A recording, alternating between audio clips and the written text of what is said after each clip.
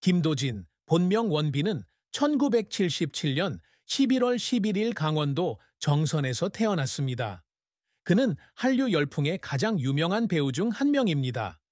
47세의 나이에 영화 가을 동화 2000, 태극기 휘날리며 2004, 아저씨 2010에서 감정 연기를 선보이며 한국 연예계에 깊은 족적을 남겼습니다. 하지만 잘생긴 외모를 가진 완벽한 남자의 이미지와 화려한 경력의 후광 뒤에 숨겨진 원빈은 깊은 슬픔과 혹독한 시련, 그리고 팬들을 가슴 아프게 하는 비극적인 결말을 안고 있습니다. 그는 한때 사랑이 자신의 가장 큰 동기이지만 지울 수 없는 고통의 원천이라고 고백했습니다. 2015년부터 동거 중인 배우 이나영과의 결혼은 그의 이야기에서 중요한 부분이지만 동시에 가슴 아픈 순간들로 가득 차 있었습니다. 원빈의 삶은 재능, 희생, 그리고 부드러운 미소 뒤에 숨겨진 감정적 상처의 여정이었습니다. 원빈의 인생에서 가장 큰 슬픔은 커리어의 압박이나 대중의 시선이 아니라 두 번째 엄마처럼 따스했던 큰 누나를 잃었을 때 느낀 외로움과 상실감입니다. 다섯 남매 중 막내였던 원빈은 강원도 정선의 외딴 시골 마을에서 어려운 환경에서 자랐습니다. 아버지는 광산에서 일하셨고 어머니는 농부로 적은 월급으로 다섯 남매를 키우셨습니다. 그보다 거의 15살 많은 큰 누나는 부모님이 바쁘실 때면 늘 그를 돌봐주었습니다. 누나는 종종 그에게 동화를 들려주고 어려움에 맞서는 법을 가르쳐 주었으며 집안 형편이 어려웠음에도 꿈을 향해 나아가도록 격려했습니다. 2005년 원빈이 영화 태극기 휘날리며의 성공으로 전성기를 누리던 시절 누나는 암으로 세상을 떠났습니다.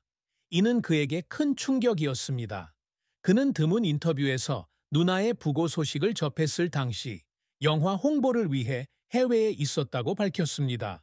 그는 작별 인사를 할 시간도 없이 돌아왔고 이는 그의 인생에서 가장 큰 후회가 되었습니다.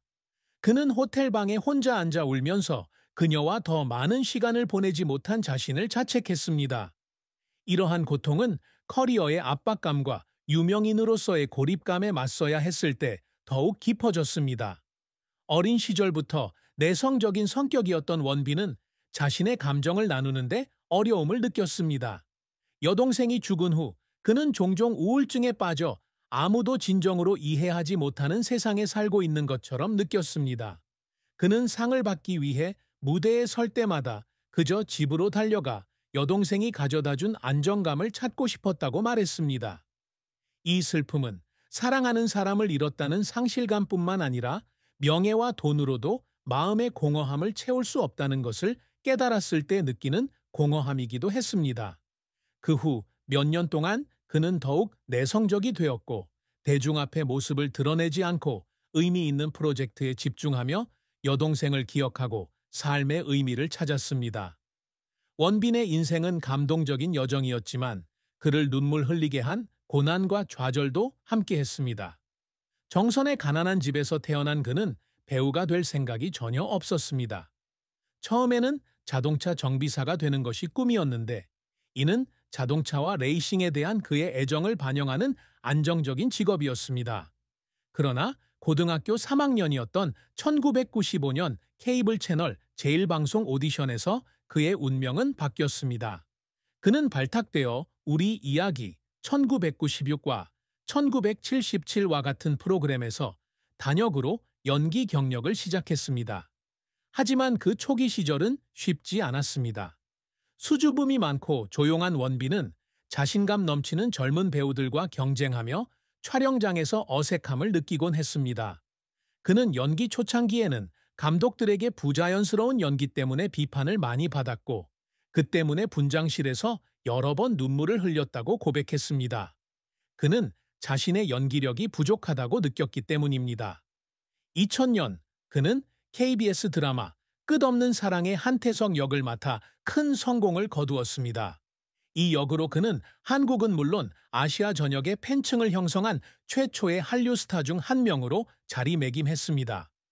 한류 열풍의 성우자 중 하나로 손꼽히는 이 드라마는 그에게 명성과 인지도를 가져다 주었습니다. 보그코리아는 그를 최초의 꽃미남, 원조 한류 스타라고 불렀습니다. 가을 동화의 성공은 그에게 영화계 진출의 문을 열어주었고 영화 건즈 앤 톡스 2001에서 유머러스하면서도 심오한 배역을 맡았습니다. 그러나 그의 커리어 정점은 한국전쟁에 참전한 두 형제의 이야기를 다룬 전쟁 영화 태극기 휘날리며 2004였습니다. 감수성이 풍부한 동생 이진석 역을 맡은 그는 비평가들의 찬사를 받았고 이 영화는 117만 명 이상의 관객을 동원하며 한국 역사상 가장 높은 흥행 수익을 올린 영화 중 하나가 되었습니다. 태극기 휘날리며 이후 원빈은 2005년 의무적인 군 복무를 이행하기 위해 연예계에서 잠시 휴식을 취해야 했습니다. 그러나 그는 전방십자 인대 ACL 부상으로 2006년 초 제대했고 1년간 재활을 받아야 했습니다. 이 기간은 그의 연예계에서 가장 힘든 시기 중 하나였습니다. 그는 침대에 누워 있을 때 모든 것을 잃은 것 같은 기분이었다고 말했습니다. 그의 경력, 건강, 그리고 자신에 대한 믿음. 그 당시 그는 불확실한 미래를 생각하며 연기에 복귀할 수 있을지 몰라 자주 울었습니다. 그러나 그의 회복력은 그가 그것을 극복하는 데 도움이 되었습니다. 그는 봉준호 감독의 영화 마더 2009로 돌아왔고 살인 혐의를 받은 지적 문제가 있는 청년 도준을 연기했습니다. 이 영화는 2009년 칸 영화제에서 상영되어 큰 성공을 거두었고 그의 연기 재능을 확인시켜 주었습니다. 그 후 2010년 영화 아저씨는 한국에서 그해 최고 흥행작이 되었고 그는 외로운 전직 요원 차태식 역을 맡아 한국 최고의 배우 중 한 명으로 자리매김했습니다.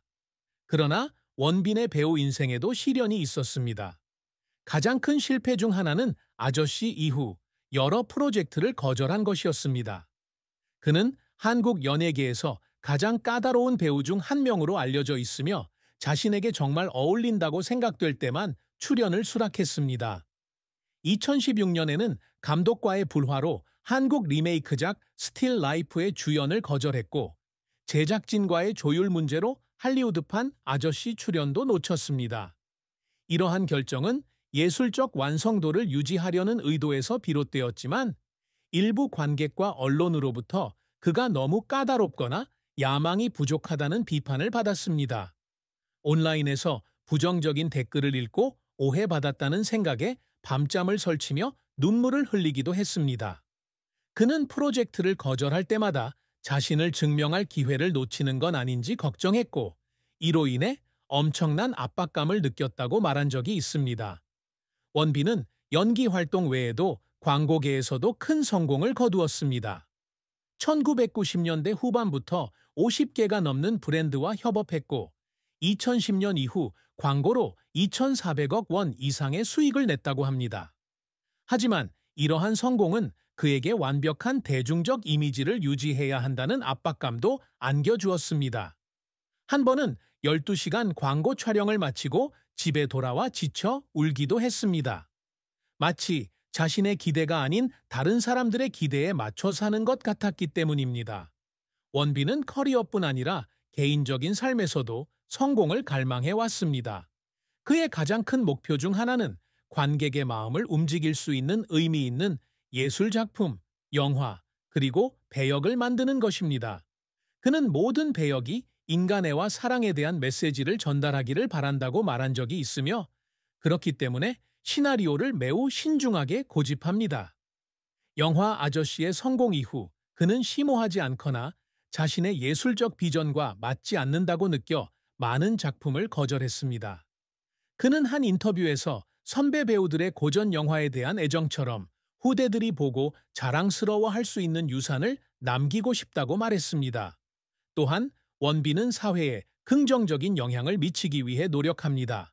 그는 유니세프 특별대표로 활동하며 불우 아동 지원 및 재난 구호 활동에 참여하고 있습니다.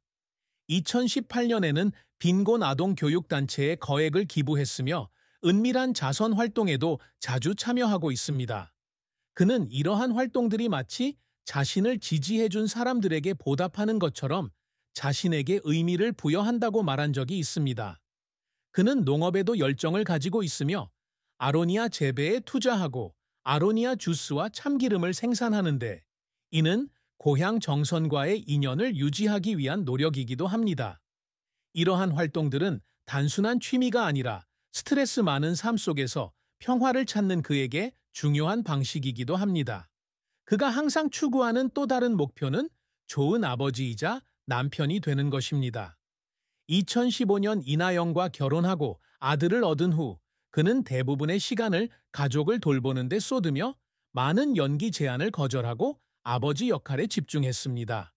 그는 종종 아들을 공원에 데려가 축구를 가르치고 스포트라이트에서 벗어나 평범한 어린 시절을 보내도록 노력합니다.